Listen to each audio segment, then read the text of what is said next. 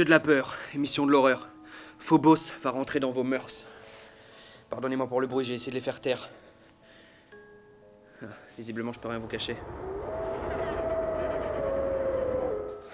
Pour notre troisième rencontre, je vais vous parler de moi, en fait. Vous en savez beaucoup trop peu. Je suis né dans l'Ohio. Ah, juste avant de continuer, je préfère vous prévenir, ça va vraiment pas être joyeux, d'accord? Donc comme je vous disais, je suis né dans l'Ohio. Ma mère s'est suicidée devant moi quand j'étais petit. C'était vraiment pas fou. Après j'ai fini en orphelinat. Et là pareil. C'était pas une partie de plaisir. C'est là que le chef de service a...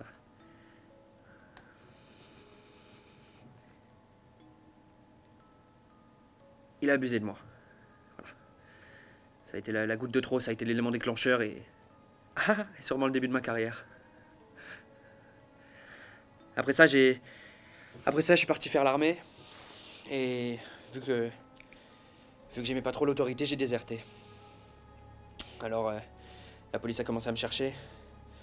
Et puis bon, je suis parti en cavale, quoi. C'est là que j'ai commencé à faire des petits braquages, à découvrir ce que c'était la vie. Et plus je faisais des trucs, là, plus je braquais, plus j'avais envie de faire plus grand, plus gros encore. Sauf qu'au bout d'un moment, il y a la police qui m'a retrouvé.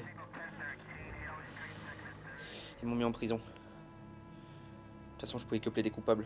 Mon avocat, il a rien fait. Je pense qu'il pourra plus rien faire maintenant. C'est d'ailleurs en prison que j'ai découvert la vie, la vraie vie. J'ai rencontré des nouvelles personnes. Et ça a été là que je me suis lié d'amitié avec des personnes extraordinaires. Oh, vous ne les aimeriez pas trop, mais moi, ça a été des amis incroyables. C'est là aussi où j'ai élaboré mon plan d'évasion. Ça a duré 2 ans. Et au bout de 2 ans, j'ai enfin réussi à m'échapper. Là, je suis parti à nouveau en cavale. Il y avait comme une impression de déjà-vu. Mais je suis pas resté sans rien faire. Mais il y a juste une chose. C'est que pendant tout ce temps-là, il y a quelque chose qui m'énervait. C'est que je n'étais pas connu. Je n'étais pas reconnu pour mes qualités et pour mon génie. Je voulais juste qu'on me reconnaisse en tant que serial killer, vous comprenez? Mais c'est arrivé juste après.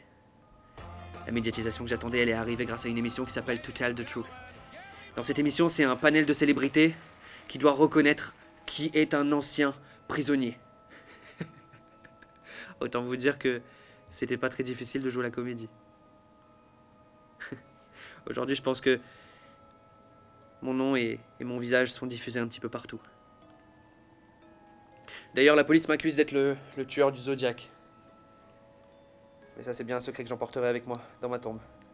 Et vous n'en saurez rien non plus. Bref. Vous pensez que la police va me retrouver? Moi, je pense pas.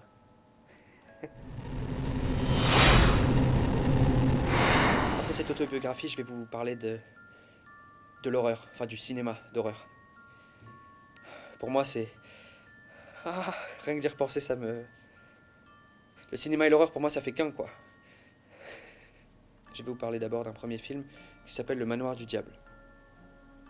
Ce film, sorti en 1896, réalisé par Georges Méliès, ne dure que 3 minutes. Ça se passe dans un château. On y voit une chauve-souris qui se transforme en Méphistophélès, qui est une sorte d'incarnation du diable sur Terre. Et puis on y voit 2 personnes qui entrent dans ce château et qui vivent des faits assez inexplicables. L'un fuit et l'autre reste pour tenter de battre cette créature. Je me suis toujours demandé ce que ça donnerait si on ajoutait une touche de gothique. Et j'ai trouvé. Ça donne Nosferatu, sorti en 1922. C'est un film allemand qui est une adaptation de Dracula. Vous connaissez Dracula? Eh ben, Bram Stoker, qui est donc le créateur de Dracula, n'a jamais donné les droits pour créer ce film. Alors le comte Dracula est devenu le comte Orlok. Un procès a exigé que toutes les copies de ce film soient détruites et qu'il n'en soit plus jamais refaites. Mais je crois qu'il n'a été que partiellement mis en œuvre, étant donné que pas mal de copies ont continué à circuler par la suite.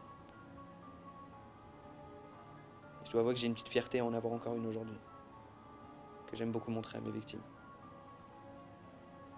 Peut-être que je vous la montrerai. Mais c'est surtout dans les années 70 qu'on a eu un tournant majeur. Les slasher movies. Les slasher movies, c'est des films où on voit un... Bon, ils aiment bien appeler ça un psychopathe, mais ce n'est finalement que quelqu'un qui cherche à tuer méthodiquement ses victimes. Rien de plus. Notamment avec le film Carnival of Blood. This picture begins where Hitchcock stopped and climaxes in nerve-shattering terror. Mais c'est en 78 qu'un film qui s'appelle Halloween, tout simplement, fait par John Carpenter, c'est ce film-là qui a donné les codes du genre et qui a marqué l'histoire du cinéma comme un des plus grands films d'horreur de tous les temps. Halloween. Vous savez, moi je prends énormément de plaisir à regarder ces films, mais je prends un plaisir encore plus grand à reproduire ces scènes. On s'inspire beaucoup de ces films. Moi en tout cas. Par la suite, il y a des films qui ont été censurés, chose que je comprends pas vraiment parce que bon, c'est quand même des films de génie. Mais je vous parlerai de ces films une autre fois, j'ai pas envie de vous choquer trop vite. Donc si jamais vous avez aimé toutes ces histoires, on se retrouve la semaine prochaine parce que j'ai encore plein d'histoires en tête. Mais peut-être qu'on se croisera avant. On se croisera sûrement avant.